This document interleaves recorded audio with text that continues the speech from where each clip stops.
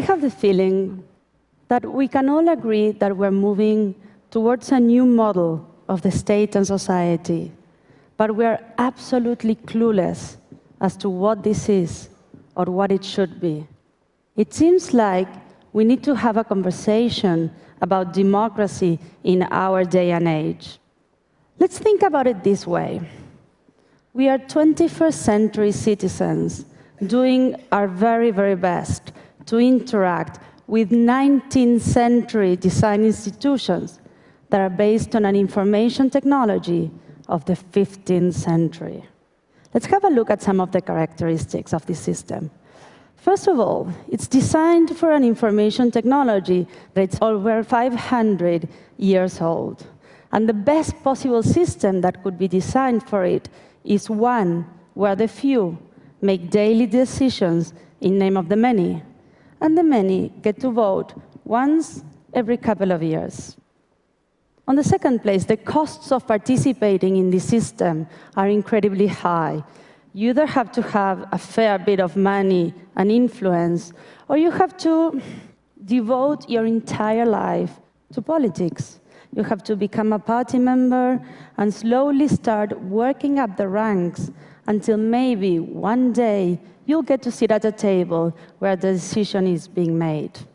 And last but not least, the language of the system, it's incredibly cryptic. It's done for lawyers, by lawyers, and no one else can understand.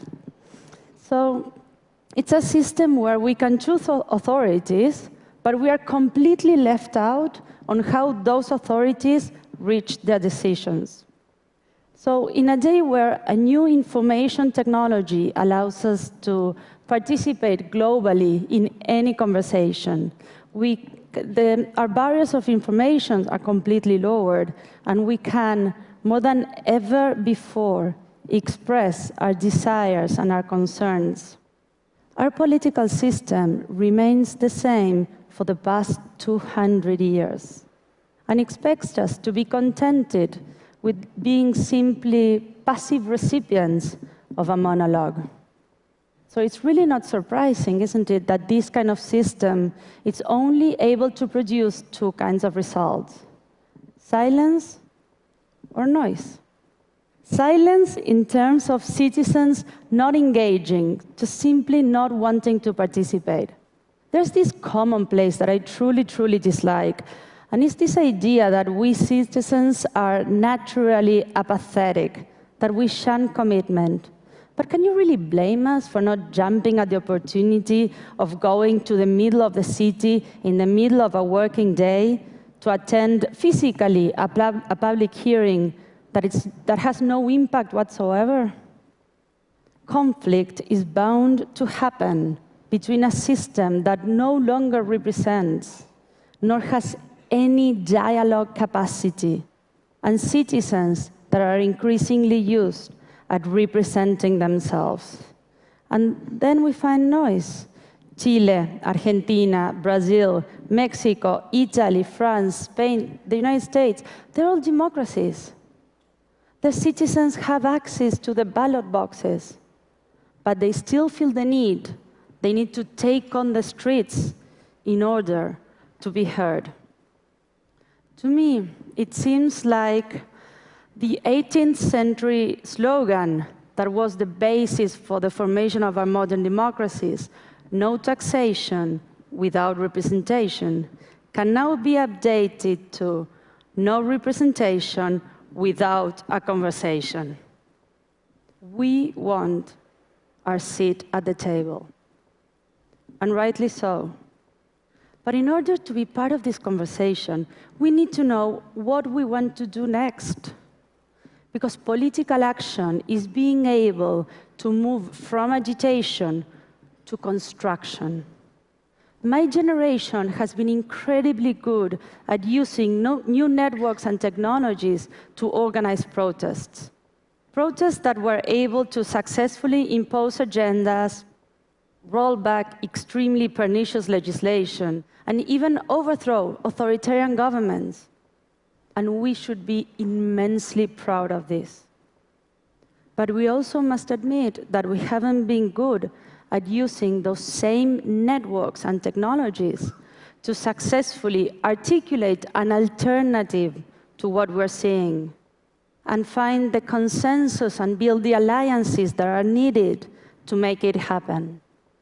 And so the risk that we face is that we can create these huge power vacuums that will very quickly get filled up by de facto powers like the military, or highly motivated and already organized groups that generally lie on the extremes. But our democracies is neither just a matter of voting once every couple of years, but it's not either the ability to bring millions onto the streets. So the question I'd like to raise here, and I do believe is the most important question we need to answer, is this one. If internet is the new printing press, then what is democracy for the internet era? What institutions do we want to build for the 21st century society? I don't have the answer, just in case. I don't think no one does. But I truly believe we can't afford to ignore this question anymore. So I'd like to share our experience and what we've learned so far, and hopefully contribute 2 cents to this conversation. 2 years ago, with a group of friends from Argentina, we started thinking, how can we get our representatives, our elected representatives, to represent us? Marshall McLuhan once said that politics is solving today's problems with yesterday's tools. So the question that motivated us was, can we try and solve some of today's problems with the tools that we use every single day of our lives?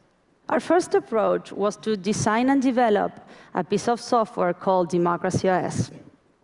Democracia is an open source web application that is designed to become a bridge between citizens and their elected representatives, to make it easier for us to participate from our everyday lives. So first of all, you can get informed. So every new project that gets introduced in Congress gets immediately translated and explained in plain language on this platform.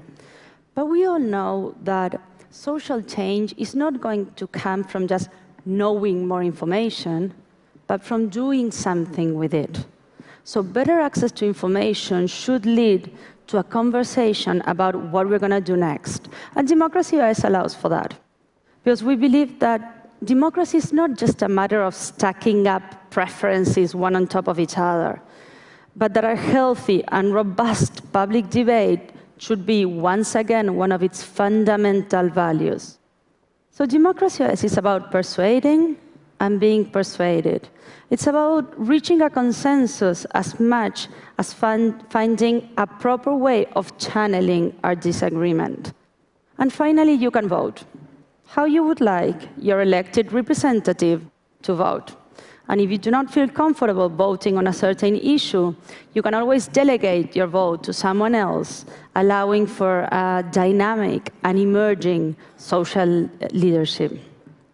It suddenly became very easy for us to simply compare these results with how our representatives were voting in Congress. But it also became very evident that technology was not going to do the trick. What we needed to do was to find actors that were able to grab this distributed knowledge in society and use it to make better and more fair decisions. So we reached out to traditional political parties, and we offered them Democracia. We said, look, here you have a platform that you can use to build a two-way conversation with your constituencies.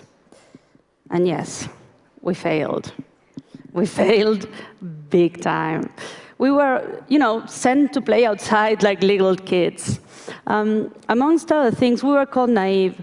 And I must be honest, I think in hindsight we were. Because the challenges that we face, they're not technological, they're cultural. Political parties were never willing to change the way they make their decisions. So it suddenly became a bit obvious that if we wanted to move forward with this idea, we needed to do it ourselves. And so we took quite a leap of faith, And in August last year, we funded our own political party, El Partido de la Red, or the Net Party, in the city of Buenos Aires. And taking an even bigger leap of faith, we ran for elections on October last year with this idea.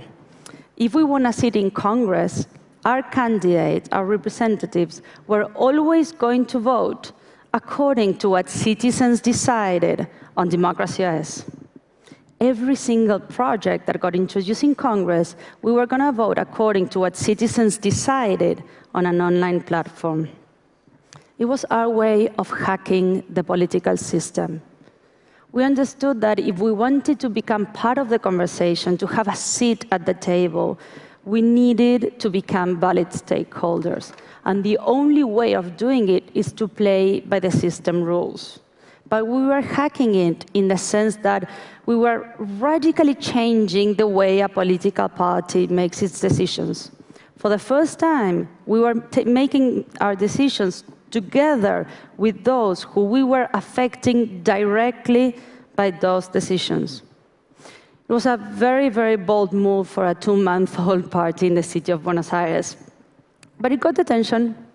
We got 22,000 votes, that's 1.2% of the votes, and we came in second for the local options.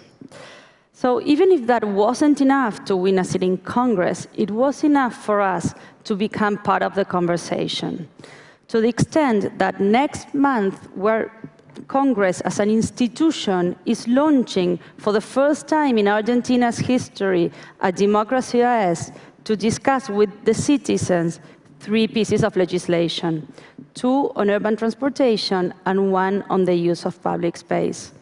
Of course, our elected representatives are not saying, yes, we're going to vote according to what citizens decide, but they're willing to try.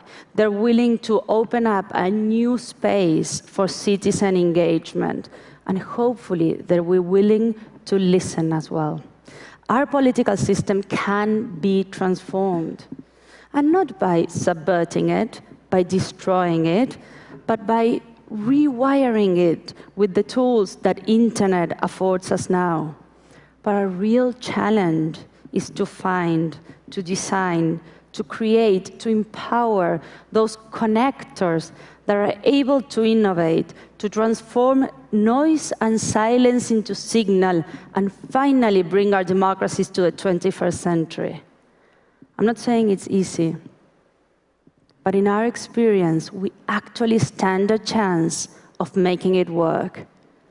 And in my heart, it's most definitely worth trying. Thank you. Thank you.